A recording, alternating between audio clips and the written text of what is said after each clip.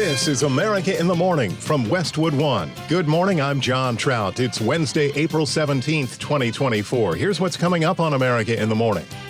It's not easy finding jurors to serve on Donald Trump's hush money trial, with dozens saying they could not be impartial. I'm Julie Walker. The Supreme Court hears oral arguments on a case that could affect the punishments and charges facing some January 6th defendants. I'm John Stolnis in Washington. Articles of impeachment delivered to the U.S. Senate. Concerning the impeachment of Alejandro Mayorkas. I'm Clayton Neville. The University of Southern California is making a rare cancellation of a speech by its 2024 valedictorian. I'm Ed Donahue. On Wall Street, after a mixed day for stocks yesterday, gold investors are cheering yet another record high. I'm Jessica Ettinger. The results of a new poll, how Americans feel about Donald Trump's hush money trial. All ahead on America in the Morning.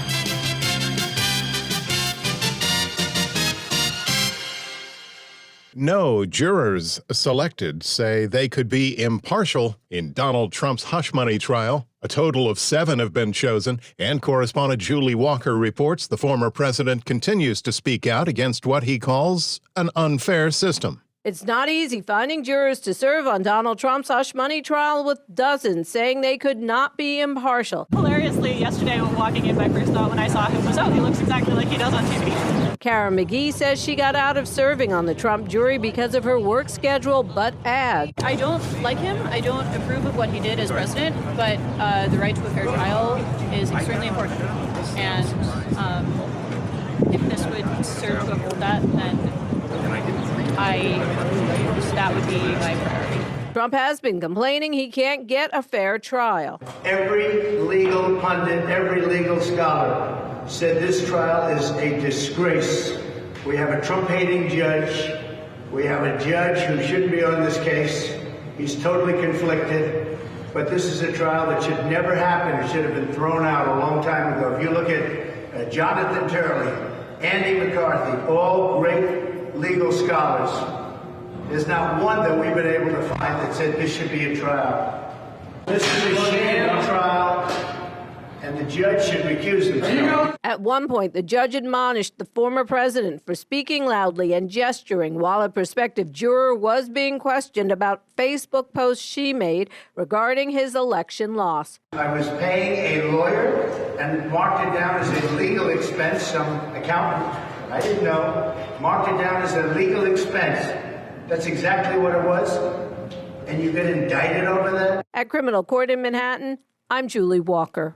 The U.S. Supreme Court hears oral arguments in a lawsuit brought by a January 6th defendant against the government that could change some of the sentences and charges against him and other defendants. John Stolnis has details from Washington. Joseph Fisher is a former police officer from Pennsylvania who has already been indicted for his role in the riots at the Capitol, one of 330 people facing a charge of obstruction of an official proceeding. In oral arguments, a number of justices seemed to favor his belief that the Justice Department went too far with that charge. Justice Samuel Alito asking the government about some other hypotheticals. 5 people get up, one after the other, and they shout either keep the January 6th insurrectionists in jail or free the January 6th patriots. And as a result of this, our police officers have to remove them forcibly from the courtroom. What happened on January 6th was very, very serious, and I'm not equating this with that. But we need to find out what are the outer reaches of this statute under your interpretation. U.S. Solicitor General Elizabeth Prelogar argues Fisher's intent and the intent of 330 other rioters plays a large role in the charges against them. He had said in advance of January 6th that he was prepared to storm the Capitol, prepared to use violence. He wanted to intimidate Congress. He said they can't vote if they can't breathe. And then he went to the Capitol on January 6th with that intent in mind and took action, including assaulting a law enforcement officer. Fisher's attorney Jeffrey Green says the more than 20-year-old law this is based on came in the aftermath of the Enron scandal and involved the destruction of documents. Until the January 6th prosecutions, Section 1512C2, the otherwise provision, had never been used to prosecute anything other than evidence tampering. Justice Sonia Sotomayor counters it is allowable for some laws to evolve over time. There is a sign on the theater.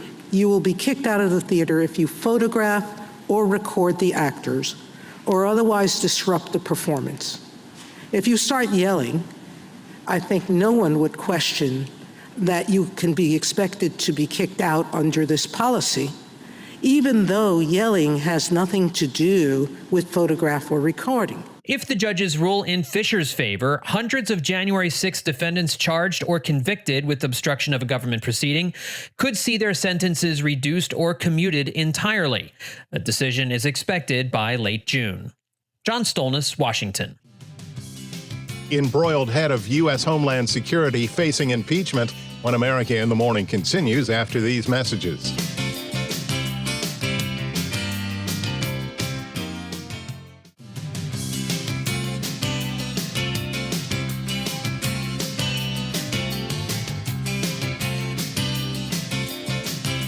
Welcome back. You're with America in the Morning. We're still talking snow here and also with our friendly neighbors to the north. Here's AccuWeather.com meteorologist Matt Rindy. A storm in Canada and its associated cold front will lead to much chillier air through the northern Rockies into Montana and Wyoming.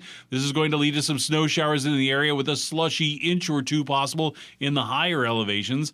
High temperatures are going to be held into the 30s and 40s.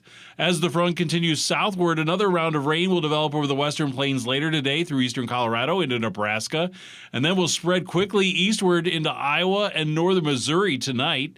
The southern plains will be drying out with sunshine returning for many areas, though portions of southern Texas will still have many clouds around. Highs throughout the region will still remain in the 80s and 90s. There'll be plenty of sunshine again today through California into the southwest, with temperatures once again above the historical average, reaching into the 70s, 80s, and 90s. After a cooler day yesterday in the northwest, it'll be a little milder today with highs moving up into the 50s and 60s. The storm system we've been tracking for several days once again produced severe thunderstorms yesterday, especially through northern Missouri and Iowa. Today, the risk will continue to move eastward as the center of the storm moves into Wisconsin. The cold front, where most of these storms are forming, will move eastward through Michigan and Ohio, southward through Kentucky and Tennessee, and even into northern Alabama and Georgia. The main risk for severe thunderstorms will be from Michigan to Tennessee, where there will be some heavy rain, gusty winds, hail, and there could even be an isolated tornado. Outside of the severe weather, the storm will also cause widespread rain through northern Wisconsin, into northern Michigan, and then carry eastward into New York and Pennsylvania, even reaching the East Coast. I'm AccuWeather.com meteorologist Matt Rindy. Remember to follow us wherever you get your podcasts. Apple, Spotify, Amazon, YouTube. Just search America in the Morning in your favorite listening app. I'm John Trout. The U.S. Senate moves forward on a trial after House Republicans delivered 2 articles of impeachment against Homeland Security Secretary Alejandro Mayorkas. Correspondent Clayton Neville reports. It's a move Republicans in the House have been waiting months to make after impeaching Homeland Security Secretary Alejandro Mayorkas earlier this year. I announced the presence of managers on the part of the House of Representatives to conduct proceedings on behalf of the House concerning the impeachment of Alejandro Nicholas Mayorkas. House managers delivered the articles to the Senate chamber as Mayorkas is accused of willfully and systematically refusing to enforce immigration laws. Chair of the House Homeland Security Committee, Mark Green. Alejandro and Mayorkas breached the public trust by knowingly making false statements to Congress and the American people. Republicans like Senator Ted Cruz have demanded that the articles be taken up in the Senate and with urgency in what is the first time in nearly 150 years that a cabinet secretary's been impeached. Alejandro Mayorkas actively aided and abetting the criminal invasion of this country by criminal drug cartels and illegal aliens, and the consequences have been day after day after day migrants dying. Democrats write the impeachment off as a political stunt, and it's not clear exactly how quickly a trial would move forward. An effort to get the charges dismissed underway now. That'll have to wrap up before arguments could potentially begin. I'm Clayton Neville. A major California university will not have a valedictorian speaking at graduation. Correspondent Ed Donahue reports on what led to the removal of the star student's speech. Asna Tabassum says the decision blindsided her. The biomedical student describes herself as a first-generation South Asian American Muslim. The school says the speech would have presented substantial security risks for the event that draws 65,000 people to campus. The Israel-Hamas war has presented a challenge for colleges under pressure to preserve free speech and open debate. Tabassum says anti-Muslim and anti-Palestinian voices have subjected her to a campaign of racist hatred because of her uncompromising belief in human rights for all. She says her own university, her home for 4 years, has abandoned her. A USC official says the issue here is safety. It has nothing to do with free speech. I'm Ed Donahue.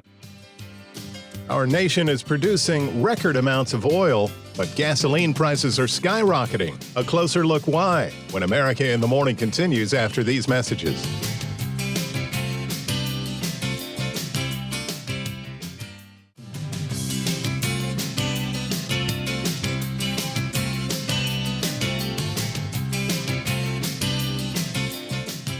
Welcome back. You're with America in the Morning. The Business Report is sponsored by Fisher Investments. Fisher Investments is a fiduciary, always putting clients' interests first. Learn more at FisherInvestments.com. With midweek business headlines, here's CNBC's Jessica Ettinger. Wall Street opens this morning. After a mixed day for stocks yesterday, the Dow snapped a 6-day losing streak on strong quarterly results from United Health. We had a huge move in the market, almost 30% upside in the S&P from the lows in October. So that's a huge move. You know, the S&P is now 4% off its highs. That is a very measured pullback. Patient Capital's Samantha McLemore on CNBC. Gold had its 20th record high close of the year yesterday, $2,407 an ounce. United Airlines reported better than expected quarterly results after the closing bell last night and said it's leasing some Airbus jets while it waits for Boeing to fix some of its production issues. Mortgage rates back up to where they were last fall, right after Halloween. 7.5% this morning for a 30-year fixed-rate home loan. That's according to Mortgage News Daily. Higher mortgage rates has the home builders pulling back, starting construction on fewer homes than expected last month. Housing starts falling nearly 15% in March. It's the biggest monthly decline since April 2020 as a resurgence in mortgage rates keeps buyers on the sidelines. CNBC's John Fort. Live Nation shares down 7% yesterday. Wall Street Journal report says the parent of Ticketmaster may soon face a Justice Department lawsuit over its control of the live event business. Trump Media shares plunged another 13% yesterday. The company's lost more than half its value this month. President Biden in Pennsylvania again today talking tax increases for the ultra-wealthy. Hershey and Nestle and anybody who buys chocolate at retail, higher prices because bad weather in cocoa-producing regions is cutting supply. Look at that year-to-date chart. Just this year, cocoa up more than 150%. CNBC's Frank Holland. Jessica, U.S. oil production high, but so are gas prices. Yeah, people have seen prices tick higher, and they always ask, if the U.S. is pumping record oil under Biden, why are gas prices going up? Well, the answer is that Exxon and Chevron and oil companies are for-profit entities. They sell globally at the highest price they can get. They don't exist to help us American drivers. And there's a scenario where gas prices in the U.S. could actually come down before Memorial Day weekend. A lot of the Middle East concerns have been priced into this market. If we can get the situation between Iran and Israel to calm down here, and for a potential peace deal to finally be brokered with respect to Gaza, we should be all set here for prices to head lower just in time for the driving season, Memorial Day. Again, Capital's John Kilduff on CNBC. On today's watch list, earnings from Travelers, Prologis, and Abbott Labs. The Boeing whistleblower testifies today before the Senate Homeland Security Subcommittee. A follow-up on that story tomorrow morning. CNBC's Jessica Ettinger. When we return on America in the Morning, the Save Women's Sports Act overturned after these messages.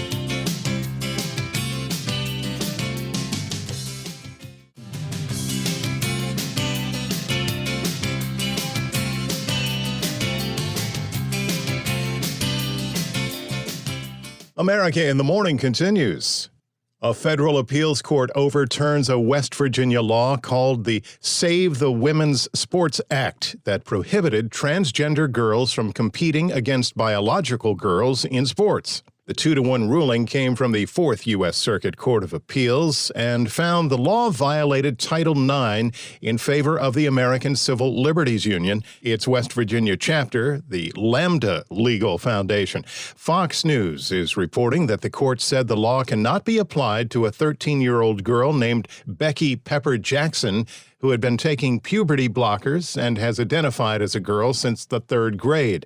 West Virginia was one of at least 24 states that had laws barring transgender women and girls from competing against the gender they identify as. Again, the law now overturned in West Virginia. America in the Morning continues. Much of the national discussion is centered on the hush money trial facing former President Donald Trump in New York. Correspondent Donna Warder reports on a new poll which asks people how they feel about the case and how it's impacting the election. Only about 1/3 of U.S. adults who responded to the AP NORC Center for Public Affairs research poll said that Trump did something illegal in the hush money case going on in New York right now. Half of those polled think Trump did something illegal in the other 3 criminal cases pending against him. And they're fairly skeptical that Trump is getting a fair shake from prosecutors or that the judge and jurors can be impartial in cases involving him. Still, half of Americans say they'd consider Trump unfit to serve as president if he's convicted of falsifying business documents to cover up hush money payments to Stormy Daniels, who says she had an affair with Trump. Jury selection is going on right now in the case. Donna Warder, Washington. America in the Morning for Wednesday, April 17th, 2024 is produced by Jeff McKay. Senior producer Kevin Delaney. I'm John Trout. This is Westwood One.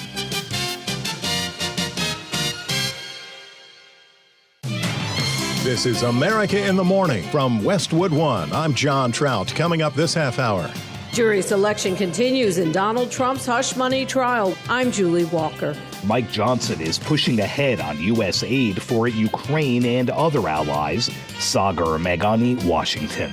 The global response to Iran's attack on Israel. I'm Clayton Neville. Stubborn inflation numbers put rate cuts on hold. I'm Shelley Adler. The so-called Florida book ban gets a makeover. I'm Jeff McKay. OAN settles which nation is planning a national smoking ban, and a swing state turns blue. We'll have those stories. A picket line might be forming soon on Sesame Street. I'm Kevin Carr. Back after these messages.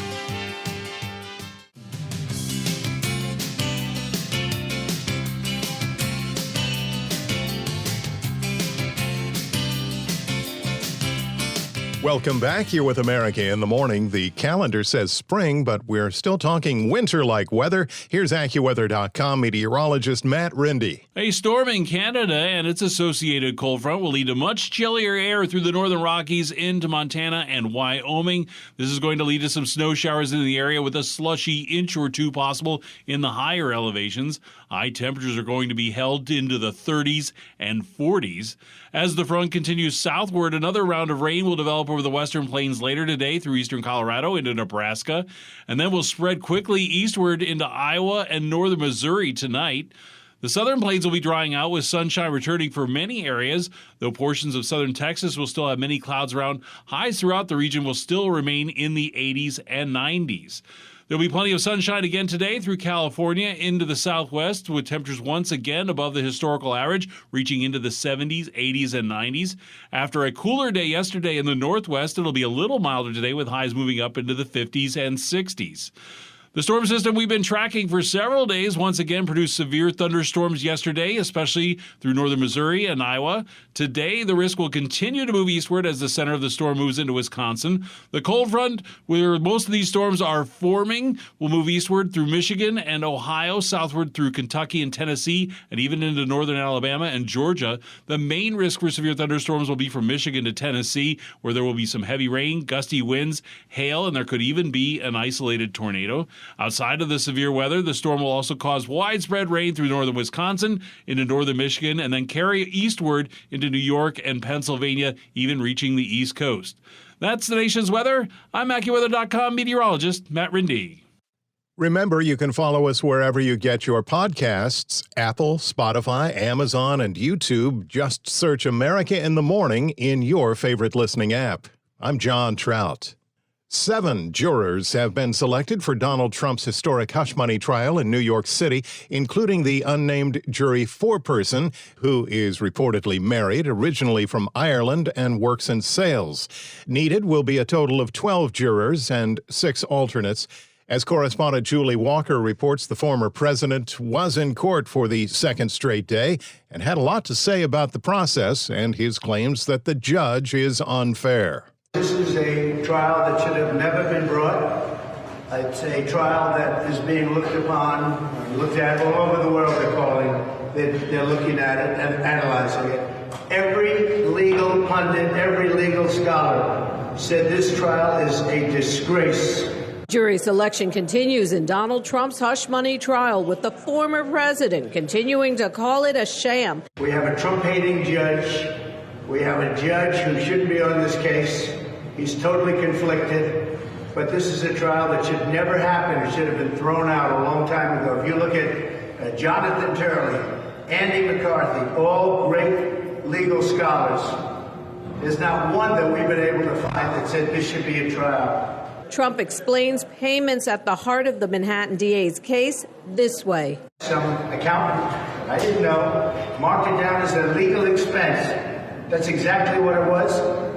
And you get indicted over that? The Republican frontrunner for president calls it political persecution. I should be right now in Pennsylvania, in Florida, in many other states, North Carolina, Georgia, campaigning. This is all coming from the Biden White House because the guy can't put 2 sentences together. He can't campaign. They're using this in order to try and win an election.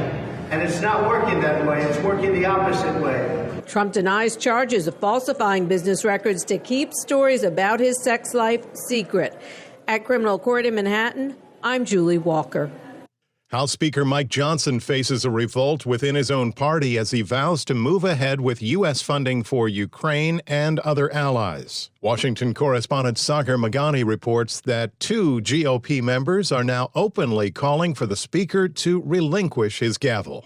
Johnson's thin Republican majority is against sending the aid, which would force him to rely on Democrats to help pass it. He spent more in the omnibus than Nancy Pelosi spent. He's violated the 72-hour rule. He reauthorized warrantless spying, in fact, expanded that program. Kentucky's Thomas Massie says he's had enough. We need a speaker who is not doing everything Chuck Schumer wants. Republicans in the room during a private meeting this morning say Massie suggested Johnson should resign or risk a vote to oust him. I am not resigning, and it is, in my view, an absurd notion that someone would bring a vacate motion when we are simply here trying to do our jobs. It is not helpful to the cause. It is not helpful to the country. Johnson says he knew it would be a tough job. We need steady leadership. We need steady hands at the wheel. I regard myself as a wartime speaker. I mean, in a literal sense, we are. I knew that when I took the gavel. I didn't anticipate that this would be an easy path. And says he will move forward with votes to send aid to Ukraine, Israel, and other allies, though his multi-part plan leaves out a key GOP priority, southern border security. This is such a scam, and people are so done with it. People care about actions. They're tired of Republicans going out and promising all these promises and saying how we're fighting for America to fund this government that doesn't care about actually fixing the problems here at home. Sagar Meghani, Washington. The Israeli government's war cabinet is scheduled to meet again today to discuss plans for their response to the Iranian missile and drone assault that a coalition of nations, including the U.S., Jordan, and Saudi Arabia, were able to neutralize. Meanwhile, the global implications of Iran's weekend attack on Israel remain unclear. Correspondent Clayton Neville reports. World leaders, including Russian President Vladimir Putin, warning of the potential danger of the conflict escalating outside the region. This after weekend airstrikes on Israel by Iran that were mostly intercepted. The U.S. Treasury Department playing its part this week. Secretary Janet Yellen says her department has options to discourage Iran from any further escalation. We have been working to diminish Iran's ability to export oil. Clearly, Iran is continuing to export some oil. Sanctions possible as the world publicly condemns the attacks. Pro-Palestinian groups in the U.S. included in that. Organizers of one of many rallies this week around the U.S. says she's not discouraged in her call for a ceasefire. We are for absolutely no escalation in the Middle East, no intervention from the United States, right? What's happening in Iran is a response to what's been happening for months to Palestine, right? We are not for the escalation or continuation of war anywhere, right? All of us here are for peace globally, but we recognize that peace does not happen through conversation. It happens through interrupting the dollars that are funding war. So as far as Iran's attacks over the weekend, we are talking about our responsibility, which is to tell the U.S. government that we do not want intervention. We do not want our tax dollars going to continue to meddle in what's happening over there. The EU also considering sanctions against Iran. And as far as Israel's response, leaders there say Iran won't get off scot-free and that the Israeli forces will respond on their time, in their place, how they choose. I'm Clayton Neville. Book ban in Florida. Michigan State House flips control. Those stories when America in the Morning continues after these messages.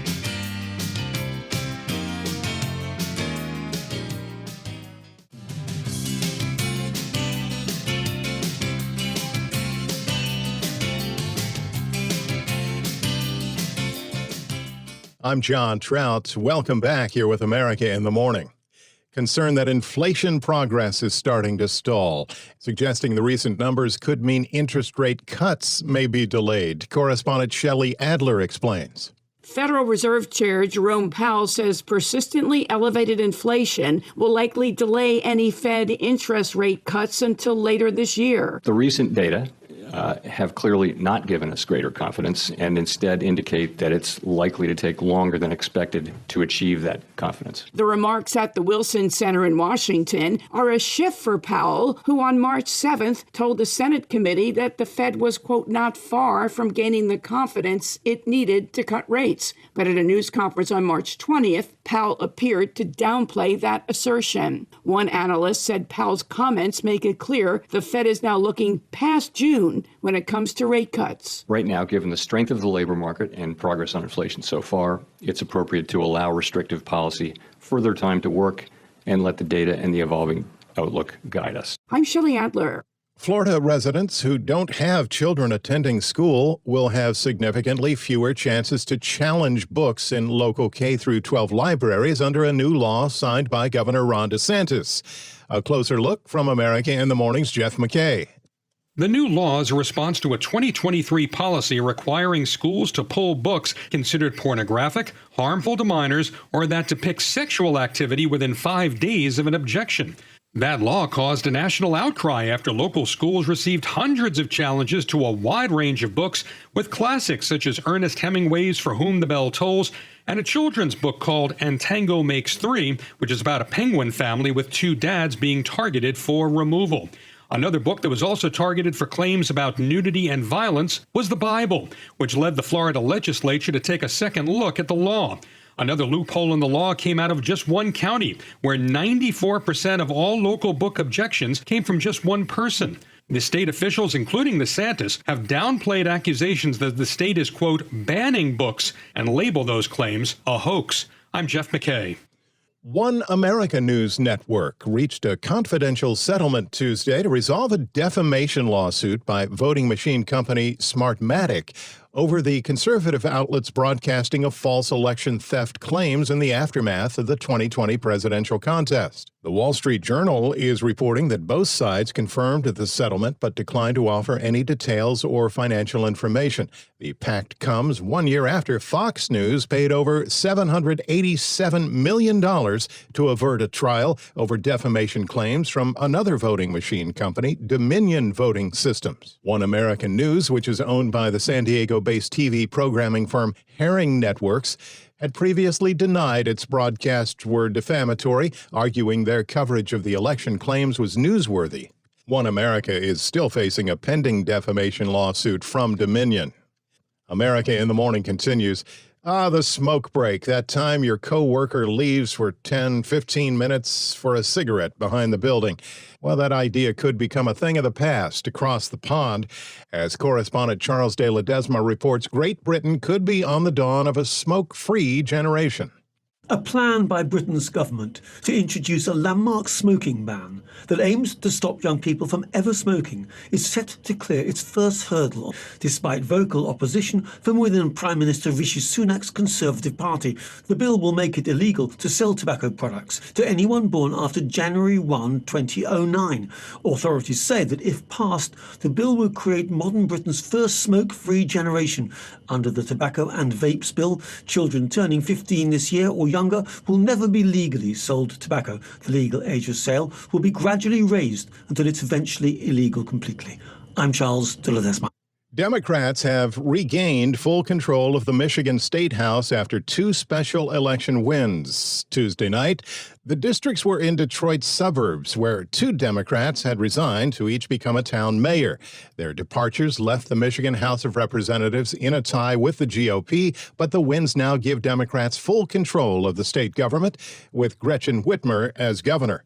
The wins could be short-lived, as the Wolverine state is a swing state in this year's election. President Biden won Michigan in the 2020 presidential election, but early polling is leading toward Donald Trump. Shifting gears, AI and wearable tech is a popular topic these days, and there's no shortage of new gadgets popping up. Here's Chuck Palm with that in today's tech news.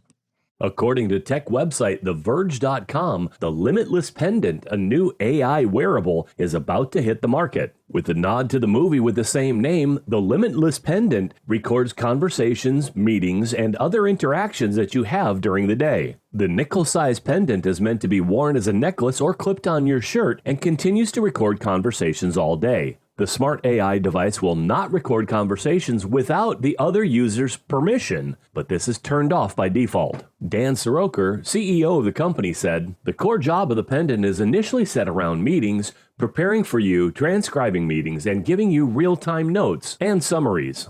The device costs around $100 and does not require subscription. However, for $20 a month, it'll capture audio from your computer mic and speakers and give you access to your email and calendar. The Limitless Pendant is slated to be released this August. For more tech news, visit allthetoptech.tech. I'm Chuck Palm. America in the Morning's Robert Workman has your check of midweek sports.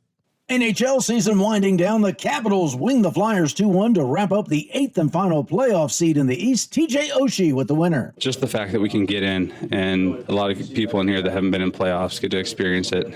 And from what we've come through and missing last year, all those emotions are kind of coming to me right now. Elsewhere, the Panthers pounced on the Maple Leafs while the Senators sacked the Bruins. So Florida clinches the Atlantic Division title. Out west, the Jets over the Kraken to secure second place in the Central Division, and the Canucks smother the Flames for their 50th win. NBA Tuesday began the West play-in round. The Lakers fought off the Pelicans 110-106. They earned the 7th seed and a first-round date with the defending NBA champion Nuggets. LeBron James led the balanced LA attack with 23 points. Zion Williamson had 40 for New Orleans in his postseason debut, but with 3 minutes to go and the score tied, he had to leave the game with a sore left leg. Kings eliminated the Warriors 118-94, a little payback for last year's first-round loss to the Dubs. Keegan Murray had 32 points. Sacramento will play at New Orleans for the 8th seed on Friday. The Pelicans won all 5 of their meetings during the regular season. Tonight, it's the East play-in. The Heat at the Sixers in the 7-8 game, followed by the 9-10 matchup between the Hawks and the Bulls in Chicago. Baseball, the Phillies shut out the Rockies. Ranger Suarez went the distance, scattering 7 hits and fanning 8. Rays outlasted the Angels in 13 innings, the longest game of the year so far. Guardians overpowered the Red Sox in 11 innings. Diamondbacks dinged the Cubs in 10. Orioles trampled the Twins, 15 hits, including 3 dingers. Dodgers nailed the Nationals. Mookie Betts tied his career high with 5 hits. Tigers, Cardinals, Mets, Mariners, Padres, Marlins, Braves, and Blue Jays were winners. That's Wednesday Sports.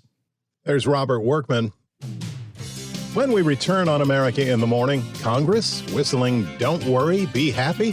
Oh, that's the Library of Congress. More on that when America in the Morning continues after these messages.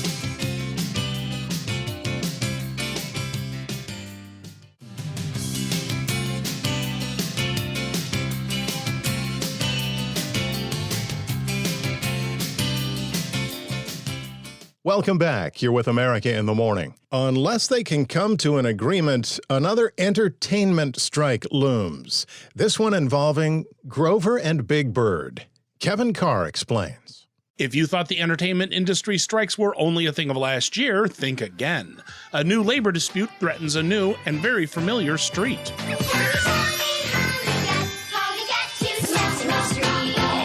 The writers at the Sesame Workshop, which produces the legendary children's television series Sesame Street, have voted unanimously to authorize a strike amid contract negotiations. The writers are seeking annual raises, improvements to residuals, and WGA union coverage for Sesame Workshop's animation and social media divisions. This potential strike is different than the ones that shut down Hollywood last year because it is a single dispute between the nonprofit Sesame Workshop and a relatively small group of 35 writers working for that studio. Shows that could be impacted will obviously include Sesame Street, which airs on both PBS and Max. However, Sesame Workshop also produces the Apple TV Plus series Helpsters. We're monsters who help, and we call ourselves the Helpsters! The Sesame Street version of a late-night talk show, The Not Too Late Show with Elmo, could also be affected. Thank you, everybody! Welcome to the Not Too Late Show! If there is no deal reached by this Friday when the current contract expires, the writers will walk out. If the strike happens, picketing will commence on Wednesday, April 24th in New York City. I'm Kevin Carr. The Library of Congress is preserving songs in the National Recording Registry with hits from groups like ABBA and artists including Gene Autry, Bobby McFerrin, and Blondie. Correspondent Margie Zaraletta reports.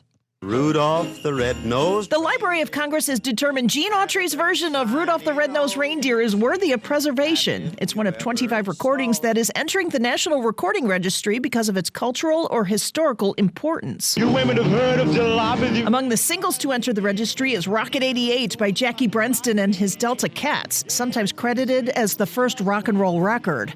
Other singles include Bobby McFerrin's Don't Worry Be Happy, Patti Page's The Tennessee Waltz, and Chances Are by Johnny Mathis. The Chicks' Wide Open Spaces album is on the registry. So is Green Day's Dookie and the Notorious B.I.G.'s Ready to Die. Lily Tomlin's 1971 comedy album This Is a Recording is the only non-music recording to make the list. I'm Archie Zaraletta. America in the Morning for Wednesday, April 17th, 2024 is produced by Jeff McKay. Senior producer Kevin Delaney. I'm John Trout. This is Westwood One.